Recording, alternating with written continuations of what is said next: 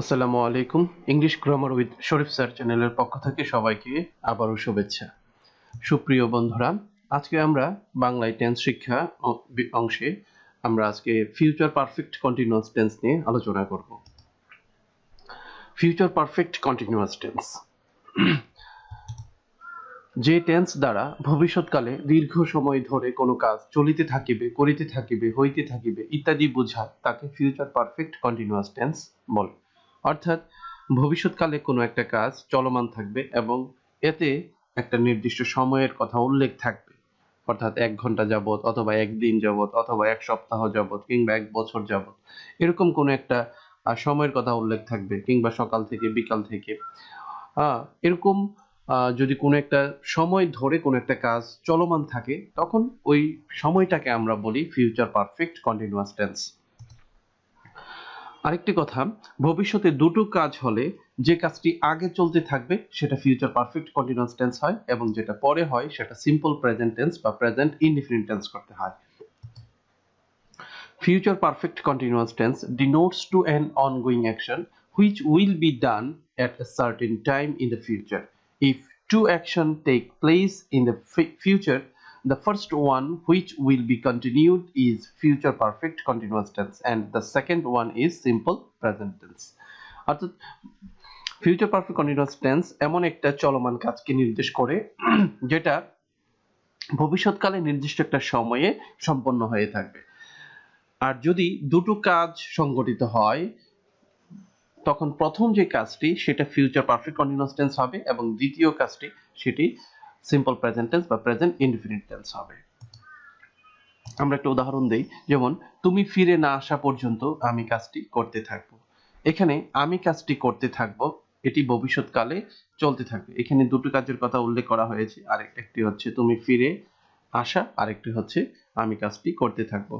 সুতরাং আমি কাজটি করতে থাকবো এই অংশটাকে আমরা ফিউচার পারফেক্ট টেন্স করব, এবং তুমি ফিরে না আসা এই অংশটাকে আমরা প্রেজেন্ট ইনডিফিনিট টেন্স অনুযায়ী গঠন করব। সুতরাং I will have been doing the work until you return. ঘন্টা না বাজা পর্যন্ত ছাত্ররা ক্লাস করতে থাকবে। এখানে ছাত্রদের যে ক্লাসটা সেটা চলতেই থাকবে যতক্ষণ না পর্যন্ত ঘন্টা বাজে। সুতরাং এখানে যে দুইটা কাজের কথা উল্লেখ করা আছে, ঘন্টা না বাজা পর্যন্ত, আরেকটা হচ্ছে ছাত্ররা ক্লাস করতে থাকবে। এখানে ছাত্ররা ক্লাস করতে থাকবে এই কাজটি ভবিষ্যৎকালে চলমান থাকবে। ভবিষ্যৎকালে চলমান থাকবে ততক্ষণ পর্যন্ত যতক্ষণ না পর্যন্ত ঘন্টা বাজে।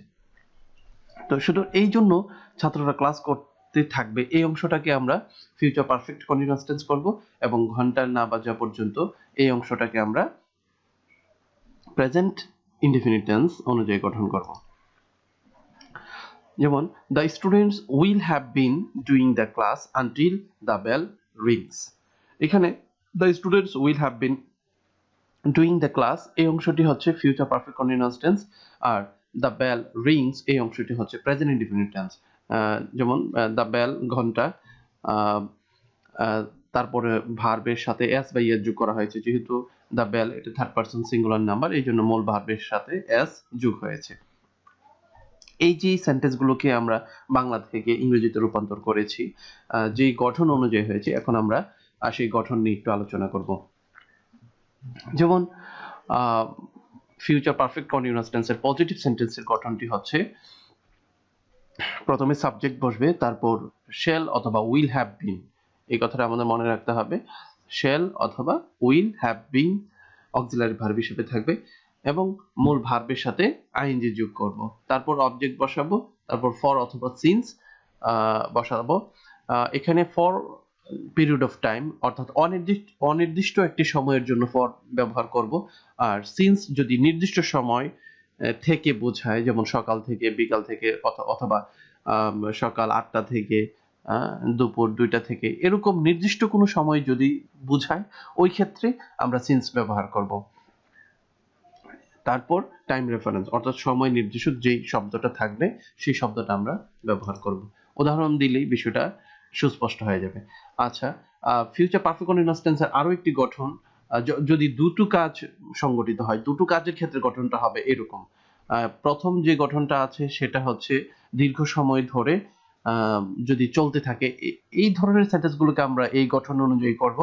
আর যদি দুটো কাজের কথা উল্লেখ থাকে ওই ক্ষেত্রে আমরা প্রথমে ফিউচার পারফেক্ট কন্টিনিউয়াস টেন্সের গঠনটা লিখব, অর্থাৎ সেই গঠন অনুযায়ী প্রথমে ফিউচার পারফেক্ট কন্টিনিউয়াস টেন্স হবে, তারপর যদি পূর্বে কথা উল্লেখ থাকে তাহলে বিফোর আমরা ব্যবহার করব, আর যতক্ষণ না পর্যন্ত এরকম যদি কোনো কথা উল্লেখ থাকে তাহলে আমরা আনটিল ব্যবহার করব,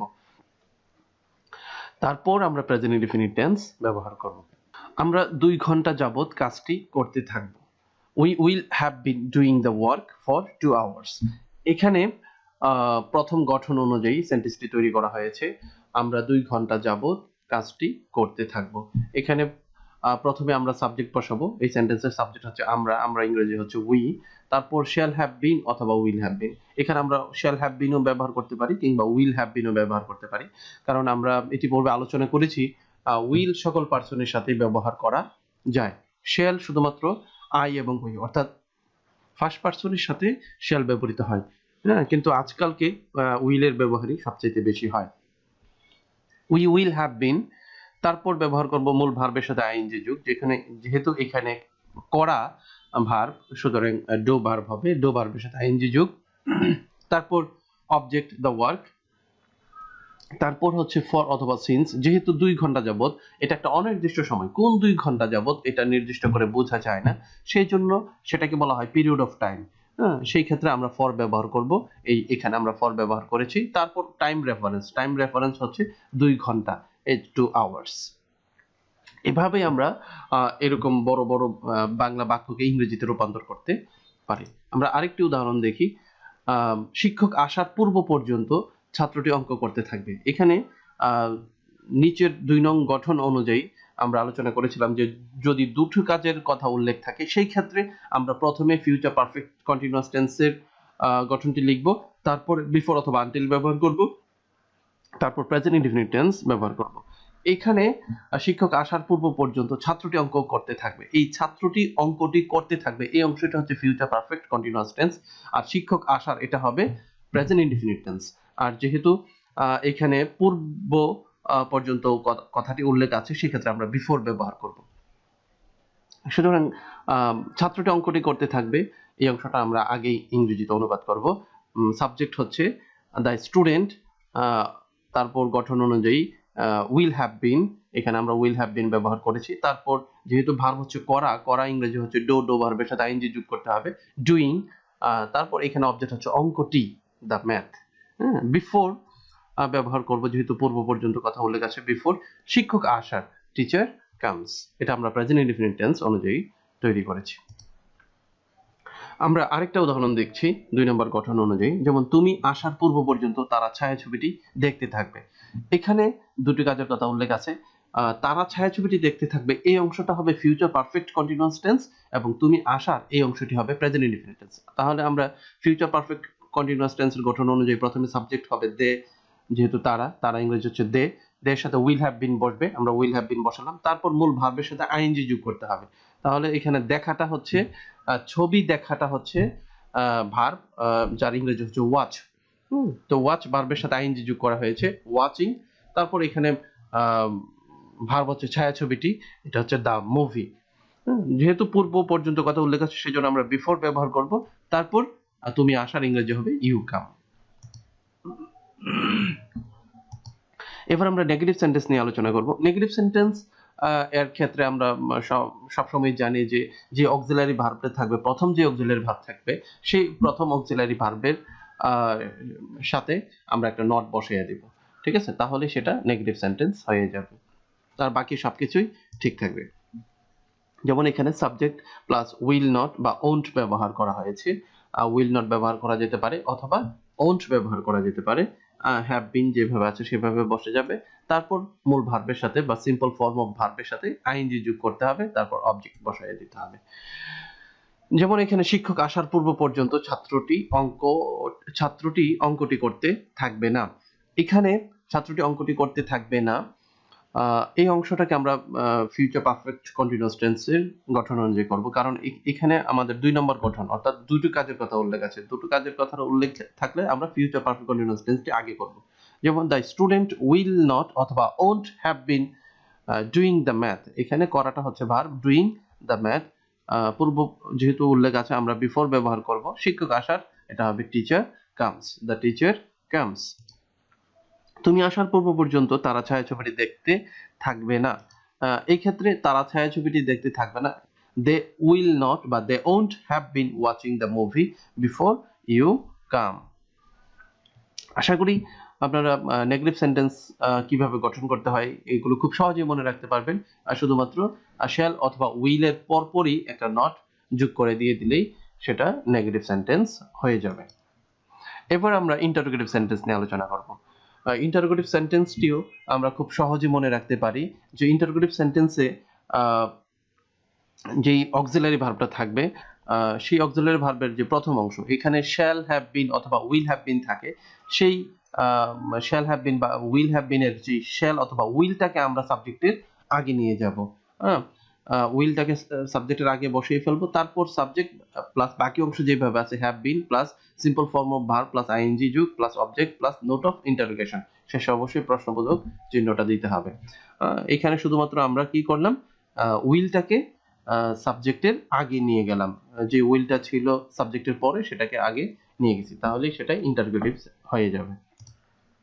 যেমন তুমি আসার আগে আমি কি বক্তব্যটি দিতে থাকবো, এখানে দুটো কাজের কথা উল্লেখ আছে, আমরা দুটো কাজের কথা উল্লেখ থাকলে যে টেন্সের যে গঠনটি আমরা ইতিপূর্বে আলোচনা করেছি সেই অনুযায়ী আমরা করব। আমি কি বক্তব্যটি দিতে থাকবো এই অংশটা হবে ফিউচার পারফেক্ট কন্টিনিউয়াস টেন্স। সুতরাং প্রথমে আমরা গঠন অনুযায়ী উইল ব্যবহার করব, তারপর সাবজেক্ট, এখানে সাবজেক্ট হচ্ছে আমি ইংরেজি হচ্ছে আই, তারপর হ্যাভ বিন আছে আই হ্যাভ বিন, তারপর হচ্ছে সিম্পল ফর্ম অফ ভার্বের সাথে আইএনজি যোগ, এখানে বক্তব্য দেওয়া, এই দেওয়াটার ইংরেজি হচ্ছে ডেলিভার, বক্তব্য দেওয়ার ইংরেজিটা হচ্ছে ডেলিভার, ডেলিভারের সাথে আইএনজি যোগ করতে হবে, সুতরাং ডেলিভারিং বক্তব্যটি ইংরেজি হচ্ছে দ্য স্পিচ। বিফোর তুমি আসার ইংরেজি হবে ইউ কাম, এটা প্রেজেন্ট ইনফিনিট টেন্সের গঠন অনুযায়ী হবে এবং শেষে অবশ্যই প্রশ্নবোধক চিহ্ন দিতে হবে। আমি পৌঁছানোর আগে তুমি কি অফিসে যেতে থাকবে, এখানে তুমি কি অফিসে যেতে থাকবে, সেই ক্ষেত্রে আমরা গঠন অনুযায়ী উইল আর তারপর সাবজেক্ট ব্যবহার করলাম you, will you have been going, এখানে যাওয়া ইংরেজি হচ্ছে verb, going to the office আগের ইংরেজি হচ্ছে বিফোর, আমি পৌঁছানোর আই রিচ, শেষে প্রশ্নবোধক চিহ্ন, will you have been going to the office before I reach. আমরা এবার নেগেটিভ ইন্টারোগেটিভ সেন্টেন্স নিয়ে আলোচনা করব। নেগেটিভ ইন্টারোগেটিভ সেন্টেন্সের ক্ষেত্রে নিয়মটা হচ্ছে আমরা যে ইন্টারোগেটিভ সেন্টেন্স করেছিলাম যে উইলকে সাবজেক্টের আগে নিয়ে, এখন শুধুমাত্র সেই সাবজেক্টের পরে একটা নট বসায় দিব, অথবা আমরা আরেকটা কাজ করতে পারি, সেই উইলের সাথেও আমরা নট সংযুক্ত করে ফেলতে পারি। সেই ক্ষেত্রে উইল নটকে আলাদাভাবে লেখা যাবে না, উইল নটকে ওন্ট হিসাবে লিখতে হবে, WON অ্যাপোস্ট্রফি দিয়ে টি দিতে হবে, ওন্ট দিতে হবে, ওন্ট লিখতে পারি, তাহলে সেটা নেগেটিভ ইন্টারোগেটিভ হয়ে যাবে।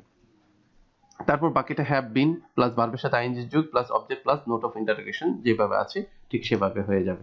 যেমন তুমি আসার আগে আমি কি বক্তব্যটি দিতে থাকবো না, এখানে আমি কি বক্তব্যটি দিতে থাকবো না এই অংশটাকে আমরা ফিউচার পারফেক্ট কন্টিনিউয়াস টেন্সের নেগেটিভ ইন্টারোগেটিভ সেন্টেন্সের গঠন অনুযায়ী তৈরি করব।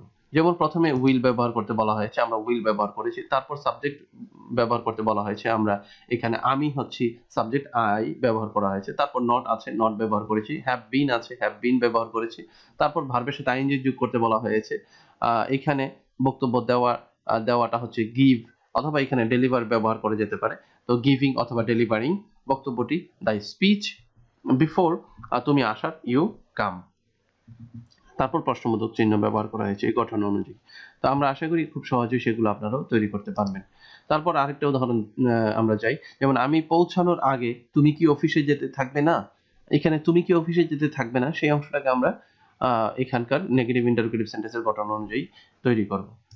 যেমন এই আমি ইতিপূর্বে আলোচনা করেছিলাম যে আমরা উইল তারপরে নট আলাদাভাবে ব্যবহার করতে পারি বা একসাথেও ব্যবহার করতে পারি, একসাথে ব্যবহার করলে এরকম ভাবে ওন্ট ব্যবহার করতে হবে, won't you have been going to the office before I reach, শেষে প্রশ্নবোধক চিহ্ন ব্যবহার করা হয়েছে। আমরা আরো কিছু ফিউচার পারফেক্ট কন্টিনিউয়াস টেন্সের উদাহরণ নিয়ে আলোচনা করব। যেমন তুমি ফিরে না আসা পর্যন্ত আমরা তোমার জন্য অপেক্ষা করতে থাকবো। এখানে আমরা তোমার জন্য অপেক্ষা করতে থাকবো এই অংশটাকে আমরা ফিউচার পারফেক্ট কন্টিনিউয়াস টেন্সের গঠন অনুযায়ী করব। তাহলে কি হবে? We shall have been waiting for you until you come back. এখানে উই সাবজেক্ট ব্যবহার করেছি, তারপর শ্যাল হ্যাভ বিন ব্যবহার করেছি, তারপর ভার্বের সাথে আইএনজি ব্যবহার করেছি, তারপরে অবজেক্ট ফর ইউ ব্যবহার করেছি। না আসা পর্যন্ত, এটার ইংরেজি হচ্ছে আনটিল, সেজন্য আমরা আনটিল ব্যবহার করেছি। তারপর হচ্ছে তুমি ফিরে, ইউ কাম ব্যাক অথবা ইউ রিটার্ন ব্যবহার করা যেতে পারে।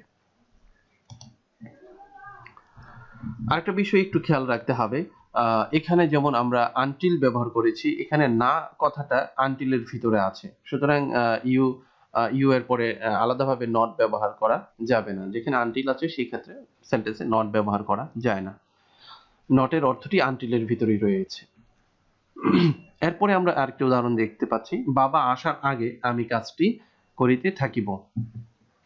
এখানে আমি কাজটি করিতে থাকিব, এই অংশটি ফিউচার পারফেক্ট কন্টিনিউয়াস টেন্স এবং বাবা আসার এটা হবে প্রেজেন্ট ইনডিফিনিট টেন্স। সুতরাং আমি কাজটি করিতে থাকব, I shall have been doing the work before my father comes. আমি আবার বলছি, আমি কাজটি করতে থাকবো, I shall have been doing the work before my father comes. আচ্ছা, আরেকটা উদাহরণ হচ্ছে, তারা আসার আগে আমি ফুটবল খেলিতে থাকিব। এখানে আমি ফুটবল খেলিতে থাকিব, এই অংশটা হবে I shall have been playing football before they come. I shall have been playing football before they come. আমি আশা করি এই উদাহরণগুলো আপনারা এরকম ভাবে আরো অনেক সেন্টেন্স তৈরি করবেন, তারপর সেগুলোকে ইংরেজিতে অনুবাদ করার চেষ্টা করবেন। এখানে সে 4 বছর যাবত ঢাকা বিশ্ববিদ্যালয়ে পড়তে থাকবে। এখানে সে ঢাকা বিশ্ববিদ্যালয়ে পড়তে থাকবে, এই অংশটি হবে এটা প্রথম গঠন অনুযায়ী 4 বছর যাবত ঢাকা বিশ্ববিদ্যালয়ে পড়তে থাকবে। এখানে একটি কাজের কথাই উল্লেখ করা আছে, সুতরাং এটি হবে he will have been studying at Dhaka university for 4 years. অর্থাৎ সাবজেক্ট হিসেবে ব্যবহার করা হয়েছে হি, তারপর উইল হ্যাভ বিন, তারপর মূল ভার্বের সাথে আইএনজি যোগ করা হয়েছে, এট ঢাকা ইউনিভার্সিটি অবজেক্ট বা এক্সটেনশন হিসেবে বসেছে, তারপর ফর অথবা সিন্স, যেহেতু 4 বছর যাবত, কোন 4 বছর যাবত এটা নির্দিষ্ট না, সেজন্য ফর ব্যবহার করা হয়েছে, আর 4 বছর ইংরেজি হচ্ছে 4 ইয়ার্স। তো আশা করি আপনারা আমাদের এই ভিডিওগুলো ভালোভাবে দেখবেন এবং এই ভিডিওগুলো আজকে ভিডিওর ধারাবাহিক 12টি ক্লাসের শেষ ক্লাস। আশা করি এর আগের যে ভিডিওগুলো আছে সেগুলো আপনারা দেখে আসবেন, তাহলে ইংরেজি গ্রামারের উপর আপনাদের পুরোপুরিভাবে একটি দখল চলে আসবে এবং যদি বেশি বেশি করে যত বেশি চর্চা করবেন আপনারা অনর্গলভাবে ইংরেজিতে কথা বলতে পারবেন। কথা বলার বিষয়টা হচ্ছে আপনার চর্চার উপর। আপনি যতই গ্রামার জানেন না কেন, যদি চর্চা না করেন তাহলে আপনি ইংরেজিতে তেমন ভালোভাবে কথা বলতে পারবেন না। তো সবাইকে আমার চ্যানেলটি সাবস্ক্রাইব করার অনুরোধ জানাচ্ছি। English grammar with Sharif sir চ্যানেলের পক্ষ থেকে সবাইকে আবারও অভিনন্দন। ভিডিওটি ধৈর্য সহ দেখার জন্য সবাইকে অসংখ্য ধন্যবাদ।